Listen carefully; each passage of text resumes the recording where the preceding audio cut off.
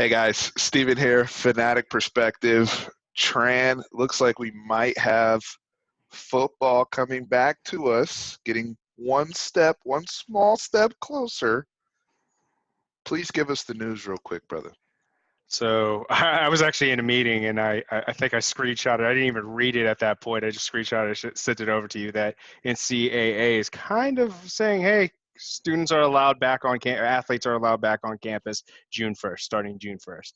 I think the outcry from administration and people who are all involved with it, mostly the southern state universities, really want to get on track for having a fall semester for sports. Probably comes down to economics as well. So Speaking of economics, I want to give a quick shout out to our wonderful video sponsors, Boss's Ranch.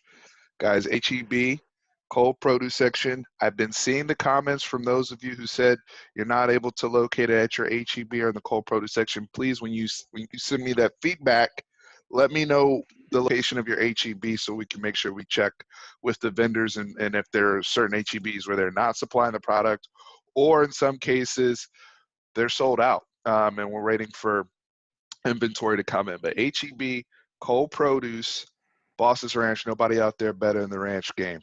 From a business standpoint, look, at the end of the day, regardless of what side you're on from a public health standpoint, I've always been erring on the side of caution. I understand that the country is ready to reopen, and it's become a very heated debate about what our approach should be, especially with a virus that has not been defeated. mm-hmm. But you know, there's like you said, the economic standpoint of this. You're seeing certain states put pressure on certain aspects of football, the business. You would think, in the grand scheme of things, and we're a sports channel and we're both sports fans, you would think that the sports conversation would be in the back, right? Like compared to people's health and the well-being of everyone and kind of seeing how this thing plays out over time. But when you look at the money behind even college athletics, because we already know where pro sports, and we're kind of seeing this with Korean baseball, UFC, NASCAR now has come back in some capacity. I texted you earlier this week about some of the rules around Major League Baseball that have been proposed for them to try to make a return. Pro sports, very, very understandable. The complexity with college sports, in my opinion, is these guys are student athletes. They're not paid, right? At least up front. So with them being student athletes and whatnot, how do you move forward to having them on campus and everyone else is still remote? Is there a certain liability that the school takes on? It sounds like the NCAA has left this in the hands of administration and the conferences. As a fan and wanting to see football, I'm excited. I just want to make sure that they're going about this because we're at a point in society with this from science-backed information and common sense that we're ready to move forward, and it's not just a money grab. Because what happened in California, Tran, with Governor Newsom that we just saw? So that I think is a complete money grab, just off the top of my head. So sports wants to open in California as well. So they said, hey, you know what? We'll just go to Arizona and we'll set up shop there. And right after professional organization said that, he said, okay, we are going to do that with Changed caution. his tune immediately. So, yes. Changed his tune yes. Instantly. And it's like, and Richard Sherman tweeted about this for those who didn't see. He was like, is it even about public safety, or are we just talking about money now? Because that's two different conversations. Because your whole energy was no sports in the fall. And the moment we're like, all right, fine, we're going to go and play and basically relocate to Arizona where, things will be set up for us. All of a sudden it's like, whoa, wait a second. Let's bring that money back here. Right. So I hope, and we've seen this before where people aren't responsible, because what I don't want is them to come back and then things aren't handled properly, and all of a sudden guys start testing positive, there's an outbreak somewhere, and they're putting the cart before the horse, so to speak, and then everything gets shut down. I want to go through this exercise correctly the first time. Am I excited Yeah. that June 1st is very ambitious and optimistic?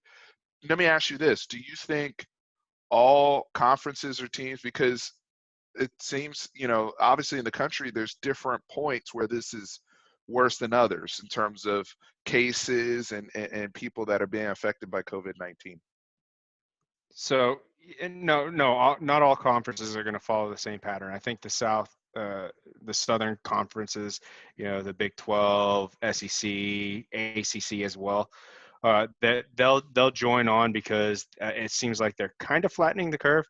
One of the things I think they're also adding into the fact of it, not just monetary reasons, is statistically, this is attacking sedentary people, really affecting them. And let's be Mm-hmm. honest, like the big time schools, they have legit athletic freaks there. I mean, you see when it ran through the NBA, all the NBA. Yes, they're the top tier athletes. They were all asymptomatic.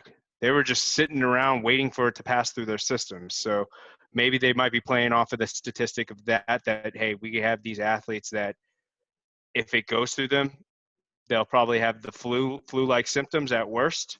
Nothing negative. The thing that I'd be worried about are the open crowds that a football game brings into the account. Yeah, I do think the probability of, because I want to address what you said too, but I do think the probability of fans and just any type of interaction at this point are slim. Honestly, for the rest of 2020, Mm-hmm. from if we're being realistic. Uh, Now, again, also didn't think we would be at a point where kids would be potentially going back to school on June 1st. So who knows?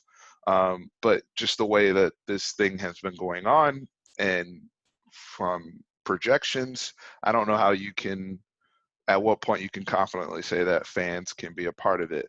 Now, to the point of the athletes, I agree with you that most of them, 85, probably, I don't know what the numbers are, so should even say that, but majority of them will have no issue with the virus based upon their bodies. But all it takes is one person that does have Yeah. a pre-existing heart condition or Mm-hmm. something that they may not even be aware of, that really, really struggles or may lose their life, and it's like, wow, that was preventable. The other issue is, while the athletes are that way, the coaching staffs, many of these coaches, as we see, some of them are not in the best of health and not in the best of No, shape. So no, not at all. they their interaction, and some of them are older, right? So you have that being an issue. If a player, now what parameters will they have? Because that's where I kind of want to finish this video. But if they go around their families and they have it and they don't know, and then they give it to I think that would be my number one concern as a player, because if I go back June 1st and, let's say I'm good for a month, and then all of a sudden I get something in July or August, and then I go back home or I see my parents or whatever, now I'm putting them at jeopardy. I think it's less about them and more about the people in their sphere of influence. So that would be a concern. But Major League Baseball, I really want to touch on this because their first draft or proposal for return, where they're talking about no spitting, no high-fiving, no fist bumps, no touching your face, the interactions of the pitcher, uh, people in the batter's box or in the bullpen wearing a mask while they're warming up, all sorts of very, very aggressive rules and sanitization around the football or baseball. What do football, I don't know if there's any sport that has more equipment Mm-hmm. involved than football does, especially with the body, right? That hockey, some of the ones that immediately come to mind. What do you think could potentially be in play that schools or pro teams both will have to follow in terms of protocol in order to be compliant and to practice and ultimately play games? I can honestly see that the equipment team staff is going to go up. So I could actually see like Add more staff. Okay. they have a sanitation person who just between halves sanitize everything for every single day they sanitize the stuff. Um, Baseball has quite a bit of It equipment, has a lot of equipment as well, for sure. but they I think that they have the ability to distance more than any other sport, to tell you the truth. Any other Um, team sport. yes, any other team sport. It's going to be a rough go of things, and like you said, that's a big concern if they go back to school, catch something, and go home. I'm pretty sure that testing is going to be available, especially at the larger scale universities. The Power Five conference teams, they're going to have testing like crazy for those athletes because they don't want that to be the reason why another outbreak happens. So there's going to be a lot of precautions that are going to have to be taken, and it's going to be interesting on how they handle it. My last question for you, I lied. I have one more question. No, that's fine. Do you think the structure of college football could change if we don't have everybody participate? Or say certain schools, say school president in Michigan, areas that are dealing with it, or if you're in Illinois and they're like, hey, we have to shut down. The numbers just aren't there. We can't reopen like the rest of the country. Now that impacts certain schools in your conference. And is this a season where we're just playing essentially for conference champions and nothing more? Like, how do you could you potentially see an impact in the structure of college football in particular? I think the landscape of recruiting is going to be the biggest affected for it because kids are going to want to play at a school, and the ones that are open, it's a little bit of an advantage. Yes, it's a positive advantage for Texas because they're looking like one of the teams that want to open. I think the staff has been there for a week now on campus, and in another week or two, the college the athletes are going to be back. So places in the Northwest, they're going to be affected Tough. completely. I don't know if that they're going to go just off of conference championships because honestly, I think that would be a little bit of a tease to the fans. It's great to have the conference championship, but everyone's playing for that playoff spot now. Mm-hmm.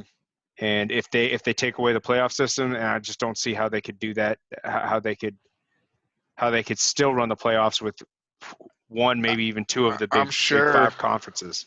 Yeah, I'm sure they're having these conversations amongst the governing bodies of the sport because but one of the things, again, going back to the baseball example, of because they were quiet and then they came out with kind of proposals, and one of the things I've even heard in baseball is expansion of the playoffs just for this particular season.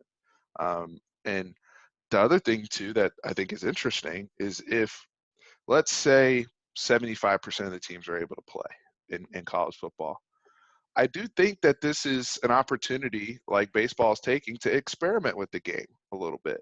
Maybe this is where you introduce certain rule changes or certain aspects just to see, like, if it's kind of like an outlier season, go all the way with it. That's my energy. Like, be creative, and then take the data and study it, and then you already have, assuming the world is still here in 2021, Mm-hmm.